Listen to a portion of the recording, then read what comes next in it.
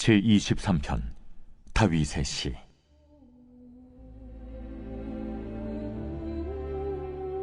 여호와는 나의 목자시니 내게 부족함이 없으리로다. 그가 나를 푸른 풀밭에 누이시며 쉴만한 물가로 인도하시는도다. 내 영혼을 소생시키시고 자기 이름을 위하여 의의 길로 인도하시는도다. 내가 사망의 음침한 골짜기로 다닐지라도 해를 두려워하지 않을 것은 주께서 나와 함께 하심이라. 주의 지팡이와 막대기가 나를 안위하시나이다. 주께서 내 원수의 목전에서 내게 상을 차려주시고 기름을 내 머리에 부으셨으니 내 잔이 넘치나이다. 내 평생에 선하심과 인자하심이 반드시 나를 따르리니 내가 여호와의 집에 영원히 살리로다.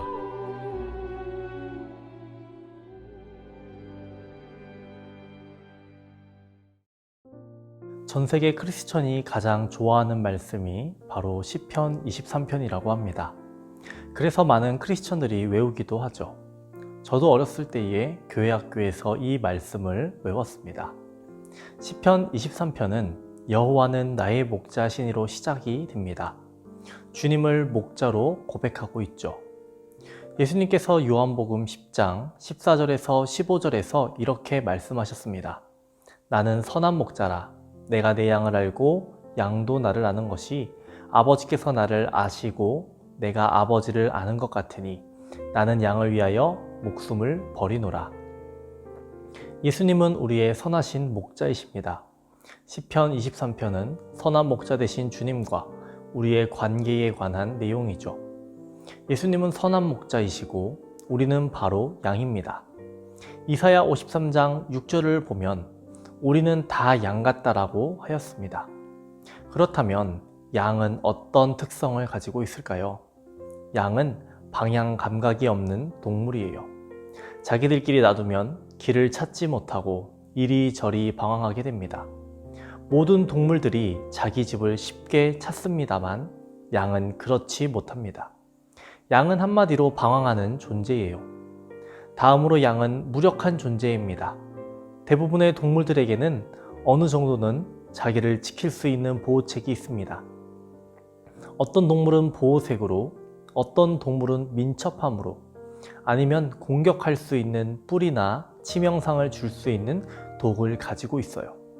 그런데 양은 아무것도 없습니다. 무력한 존재예요. 또 양은 더러움에 쉽게 오염되는 존재입니다. 양은 흰털을 갖고 있어서 깨끗해 보이지만 사실 그러한 흰털은 더러움에 오염되기 쉽습니다. 양은 뿐만 아니라 스스로는 그 오염을 제거할 능력도 없습니다. 바로 이러한 이유 때문에 양에게는 목자가 절대적으로 필요한 것이죠. 그러면 우리 인생들은 어떻습니까? 양들과 다르지 않습니다. 방향 감각이 없는 양처럼 우리는 영적 능력을 상실했어요. 바른 길인지, 어디가 생명의 길인지, 어디로 가야 꼴을 얻을 수 있을지 알지 못해 방황하는 존재입니다. 또한 인생들은 지극히 무력한 존재입니다. 육적으로도 영적으로도 모두 무력해요. 악한 세력에게서 스스로 목숨을 지켜낼 수 없습니다. 또한 인생은 쉽게 죄의 더러움에 오염되는 존재예요. 자기 스스로는 그 죄의 오염을 또 씻을 수 없습니다. 어떻습니까? 양과 너무도 똑같지 않습니까? 우리는 다 양 같은 존재입니다. 그러므로 우리에게는 목자가 절대적으로 필요합니다. 우리가 바른 인생길을 가고 사단의 세계로부터 영혼을 지키며 죄를 씻어 깨끗해 되기 위해서는 목자가 있어야 합니다. 그러면 누가 우리의 목자이십니까? 바로 예수 그리스도이십니다. 다윗은 목자가 우리를 어떻게 인도하시고 어떻게 공급하시는지에 대해서 적고 있습니다. 1절에 여호와는 나의 목자시니 내가 부족함이 없으리로다. 사도 바울이 빌립보서 4장 19절에서 이렇게 말했습니다. 나의 하나님이 그리스도 예수 안에서 영광 가운데 그 풍성한 대로 너희 모든 쓸 것을 채우시리라. 사도 바울의 말처럼 하나님께서 채우시기에 우리에게 부족함이 없을 줄 믿어야 하겠습니다. 2절에 그가 나를 푸른 초장으로 인도하시고 쉴만한 물가로 인도하신다라고 말하고 있어요. 잔잔한 물가는 어떤 장소인가요? 평강을 주는 장소입니다. 예수님께서는 그의 완전하신 평강으로 우리를 새롭게 하시겠다라는 말씀이에요. 3절에 내 영혼을 소생시키시고 자기 이름을 위하여 의의 길로 인도하신다라고 말하고 있습니다. 예수님께서는 우리의 영혼을 치유하시고 우리에게 진실로 필요한 것을 주신다라는 것이죠. 바로 죄와 허물로부터 우리를 영원히 치유하시는 것, 구원을 말하시는 겁니다. 예수님께서는 자기 이름을 위하여 의의 길로 인도하신다라고 말하고 있어요. 우리 인생의 목적, 주의 이름을 영화롭게 하는 것 아니겠습니까? 그분만이 우리에게 참된 삶의 목적을 주십니다. 그런데 우리가 여기서 알아야 할 중요한 사실이 있습니다. 의의 길이 똑바르고 평탄한 길만이 아니라는 것이죠. 여기서 말하는 의의 길은 인간적인 기준에서 안전한 길이 아닙니다. 이 길은 목자이신 하나님이 보시기에 안전한 길입니다. 맹수나 도둑이 나타나는 길은 당연히 피해야겠죠. 그러다 보면 목자는 길을 우회하여 험한 길로 갈 때도 있습니다. 양들에게 험한 길이기도 해도 그러나 그 길이 진정 안전한 길, 생명을 보존하는 길입니다. 이처럼 하나님이 우리를 인도하는 의의 길은 평탄하지는 않습니다. 하나님이 인도하는 길은 성도들에게 때론 많은 시련을 주기도 합니다. 그래서 우리는 하나님께서 왜 이러한 길로 인도하시는지 모르겠다 생각이 들기도 해요. 하지만 하나님께서 안전히 인도하신다는 것을 우리는 기억해야겠습니다. 4절을 보겠습니다. 내가 사망의 음침한 골짜기로 다닐지라도 해를 두려워하지 않을 것은 주께서 나와 함께 하심이라. 주의 지팡이와 막대기가 나를 안위하시나이다.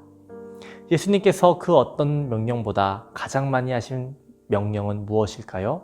두려워하지 말라입니다. 성경에 무려 365차례나 나온다라고 해요. 무슨 뜻일까요? 하루하루 매일 두려워하지 말고 살라는 것입니다. 5절의 말씀입니다. 주께서 내 원수의 목전에서 내게 상을 차려주시고 기름을 내 머리에 부으셨으니 내 잔이 넘치나이다. 기름을 바른다는 것은 주님을 위하여 따로 구별하여 세우신다라는 뜻입니다. 기름 바름은 그의 치유의 역사를 의미하는 것입니다. 6절에서 나의 평생의 선하심과 인자하심이 반드시 나를 따르리니 내가 여호와의 집에 영원히 살리로다 라고 말하고 있습니다. 다윗은 하나님의 함께하심으로 나의 인생 평생에 주의 선하심과 인자하심이 항상 따른다라고 고백하고 있습니다. 다윗은 확신에 차 있는 모습을 보여주고 있습니다. 그리고 영원히 함께할 것이라고 고백하고 있습니다. 우리 삶을 살아가는데 우리의 고백이 되어야 하겠습니다. 하나님, 주님이 우리와 함께하심을 믿습니다. 하나님, 우리와 함께하여 주시옵소서. 주님, 우리는 세상을 두려워하지 않겠습니다. 주님이 함께하시기 때문입니다. 이렇게 고백하는 저와 여러분 되기를 소망합니다. 기도하겠습니다. 은혜로우신 하나님 아버지, 오늘도 이른 새벽 주님께 예배합니다. 하나님, 우리의 기도를 들으시고 우리의 찬양을 들으시고 우리에게 또한 말씀을 주님 허락하여 주시옵소서. 하나님, 주의 말씀을 가까이 하는 우리들 되기를 원합니다. 선한 목자의 말씀을 따라가는 우리들 되게 하여 주시옵시고 우리에게 꿀을 먹여주시는 선한 목자의 음성을 잘 따라가는 우리 모두가 될 수 있도록 주님 도와주시옵소서.